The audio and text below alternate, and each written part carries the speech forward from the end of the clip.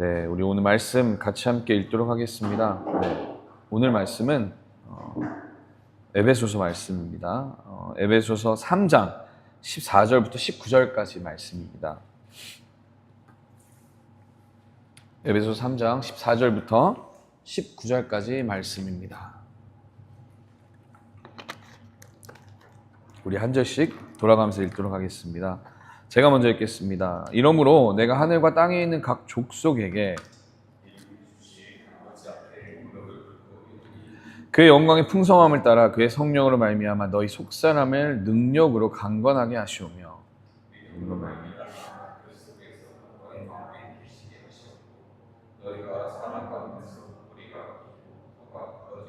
능히 모든 성도와 함께 지식에 넘치는 그리스도의 사랑을 알고 그 너비와 길이와 높이와 깊이가 어떠함을 깨달아 하나님의 모든 충만하신 것으로 너희에게 충만하시기를 구하노라. 아멘. 예전에 그 뿌리 깊은 나무라는 그 드라마를 굉장히 재밌게 본 적이 있어요. 좀 오래됐는데 이 드라마는 이제 조선 세종 시대를 이제 배경으로 하고 있죠. 그래서 이제 세종대왕이 이 한글을 창제하던 시기에 그 일어났던 갈등들을 이제 픽션으로 만든 이제 드라마입니다. 한석규가 주연이었고요. 그죠?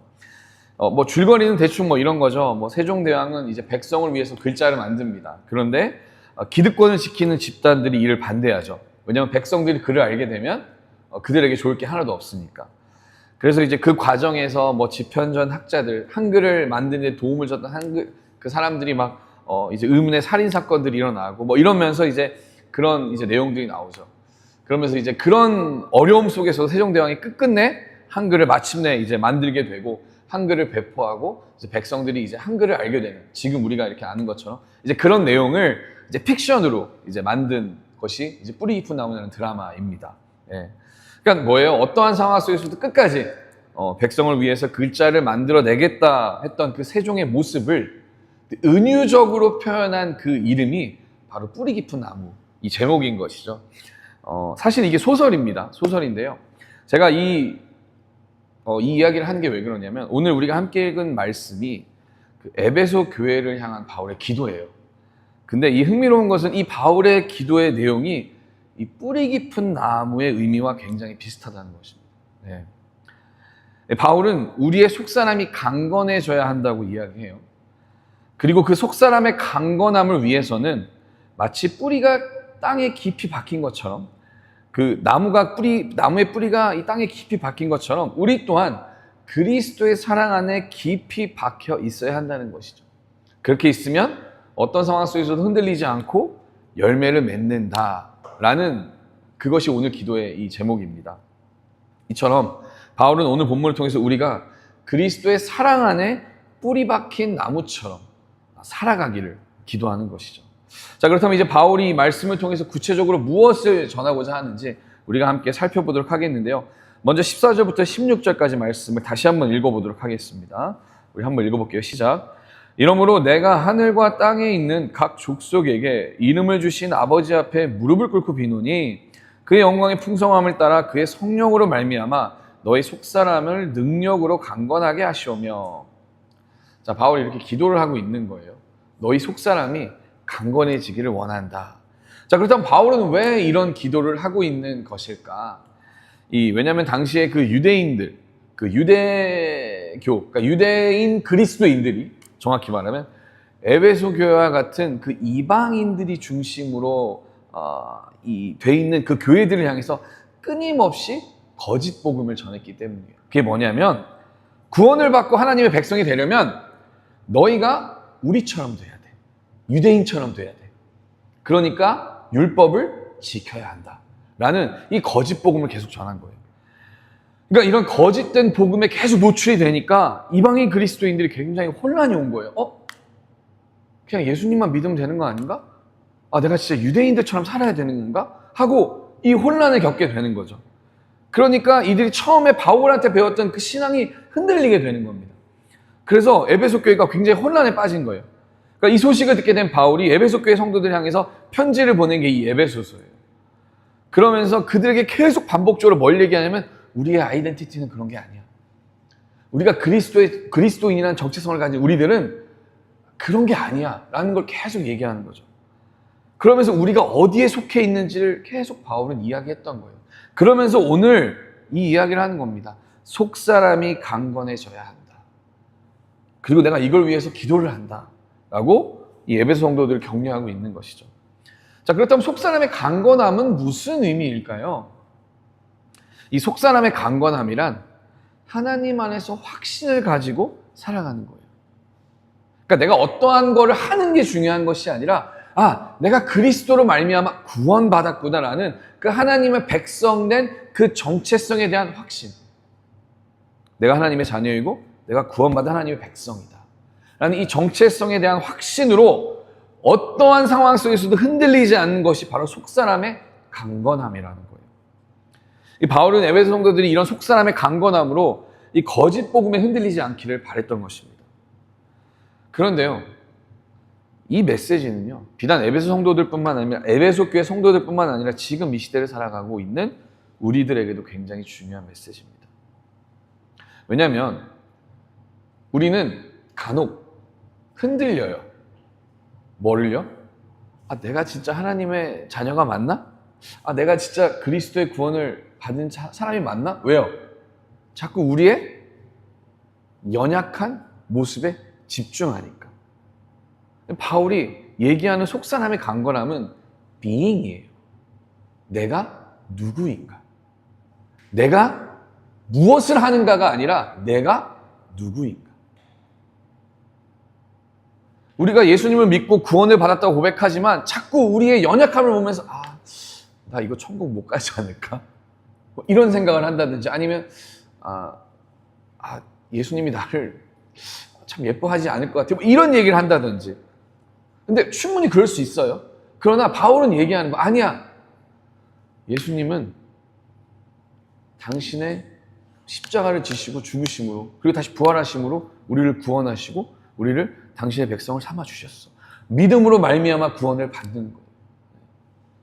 그러니까 지금 이 시대에 살아가는 우리들에게도 이 메시지는 굉장히 중요한 겁니다. 근데 이것뿐만 아니라 우리는 우리의 신앙을 흔드는 또 다른 많은 것들이 있어요. 마치 바울 시대에 우리를 흔들었던 그 에베소 교회 성도들을 흔들었던 거짓 복음과 같이 지금 이 시대에도 우리의 신앙을 흔들고 정체성을 흔드는 것들이 많이 있어요. 또 다른 예를 들 수 있는 게 뭐냐면 자신감의 상실 혹은 낮은 자존감이라고 얘기할 수 있습니다. 이거는 현대인들이 가지고 있는 가장 큰 문제예요. 왜 그럴까요? 너무나 쉽게 비교가 됩니다. 너무나 쉽게 차이를 보게 돼요. 그러니까 우리도 모르게 너무나 많은 사람들이 이런 낮은 자존감과 자신감의 상실 가운데 살아가요. 우리 그리스도인들도 이 부분에 대해서 자유로울 수가 없습니다. 왜요? 우리도 SNS 이런 것들을 하니까. SNS를 통해서 보여지는 그런 삶, 미디어를 통해 보여지는 지금의 나의 삶과 비교되는 다른 사람의 모습들, 우리는 자꾸 진실이 가려진 어떤 거짓된 모습들을 비교하며 살아가요. 제가 지난 화요일에 우리 아이들 학교에서 사춘기 남자 아이들에 관한 교육이 있어가지고 제가 참여했어요.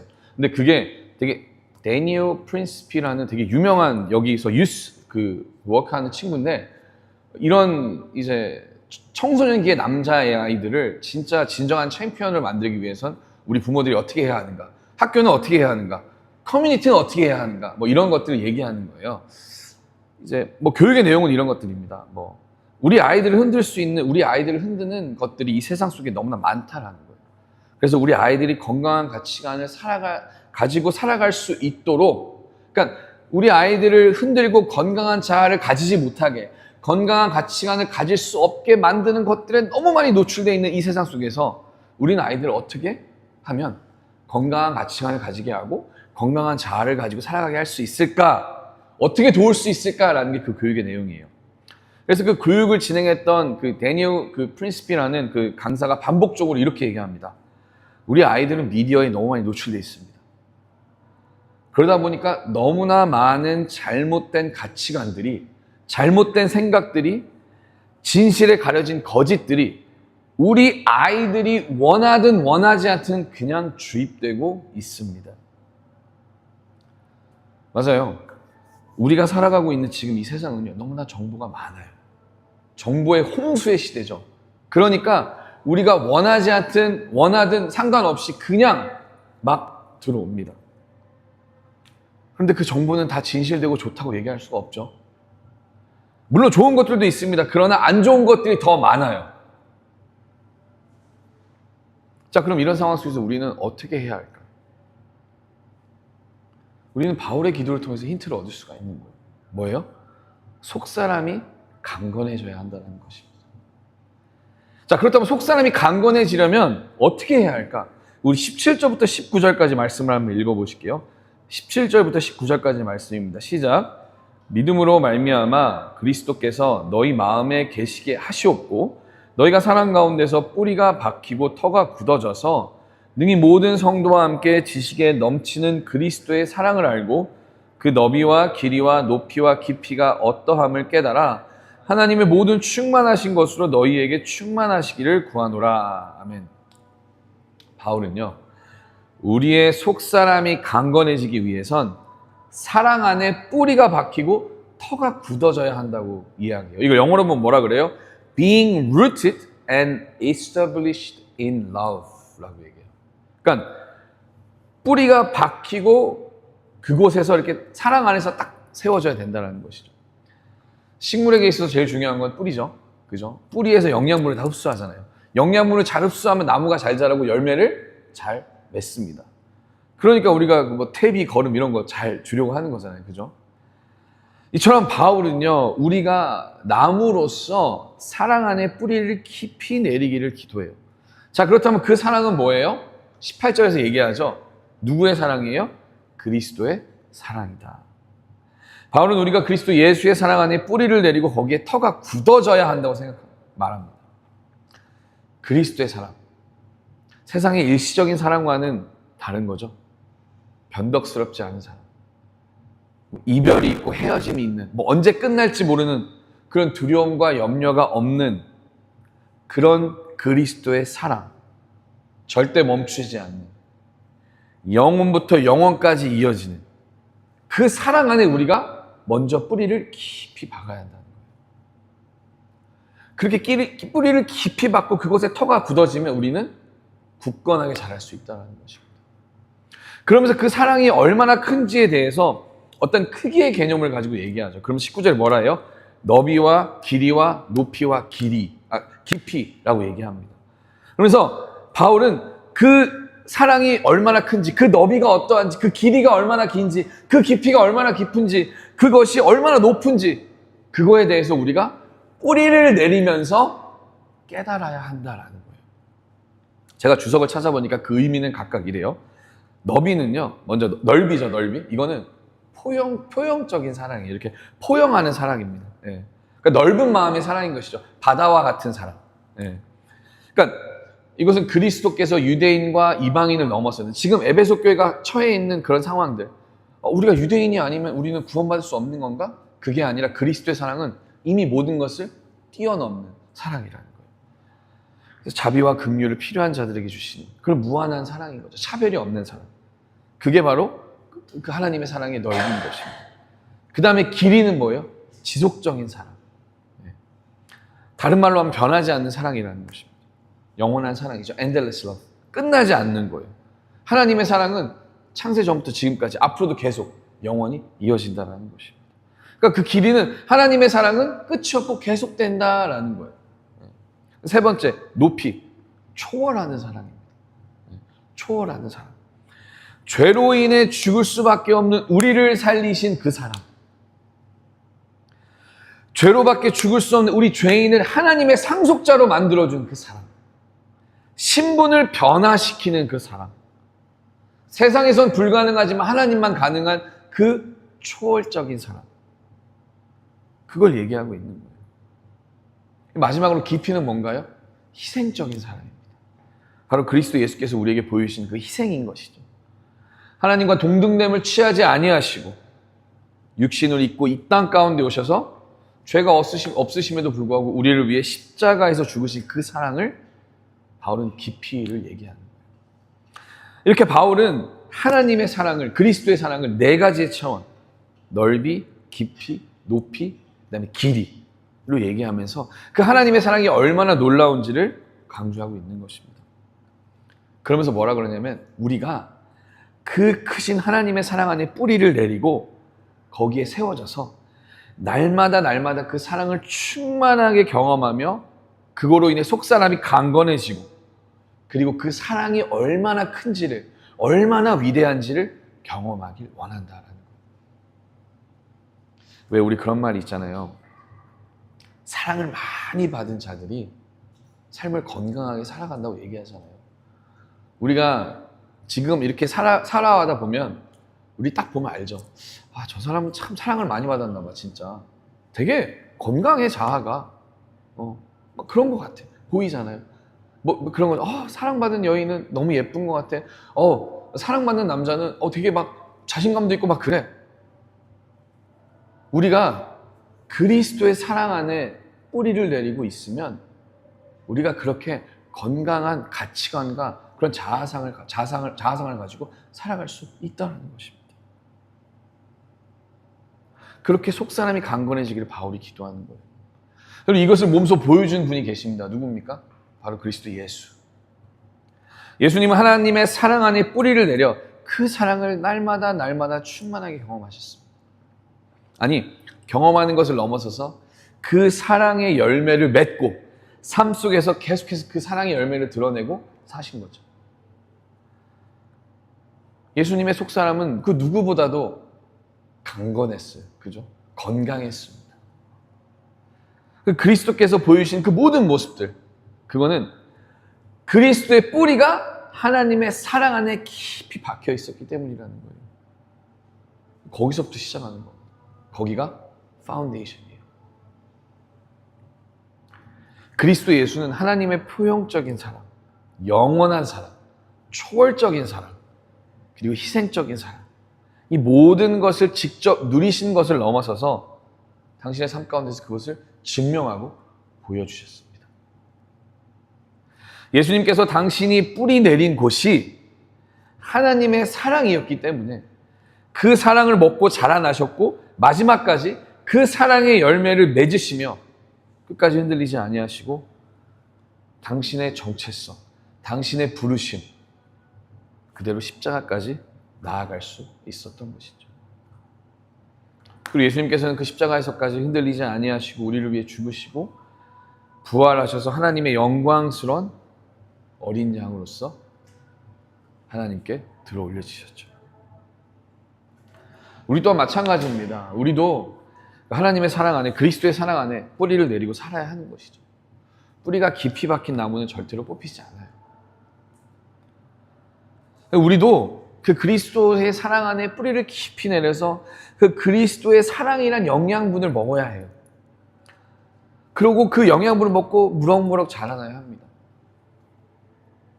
그러면 우리는 그리스도의 사랑이라는 열매를 맺고 살아가겠죠. 이처럼 바울은 에베소 교회가 그리스도의 사랑 안에 뿌리를 내리고 터가 굳어져서 이런 지금 혼란 속에서도 어떠한 상황 속에서도 여러 가지 상황 속에서 흔들리지 않기를 기도하는 것입니다. 그 유대인들의 거짓된 가르침 속에서도 흔들리지 않는 그런 정체성에 대한 확신을 가지고 그런 속사람이 강건한 교회가 되기를 바울은 하나님 앞에 기도했던 것이죠. 자, 그렇다면 우리도 질문해야 합니다. 우리 스스로에게 우리는 어디에 뿌리를 내리고 있는 것인가? 우리라는 나무는, 나라는 나무는 지금 나의 뿌리는 어디에 내리고 있을까? 정말 그리스도의 사랑 안에 나는 뿌리를 내리고 있는 것인가? 그렇다면 나의 가정은 어디에 뿌리를 내리고 있는가? 우리의 교회는 정말 그리스도의 사랑 안에 뿌리를 내리고 있을까?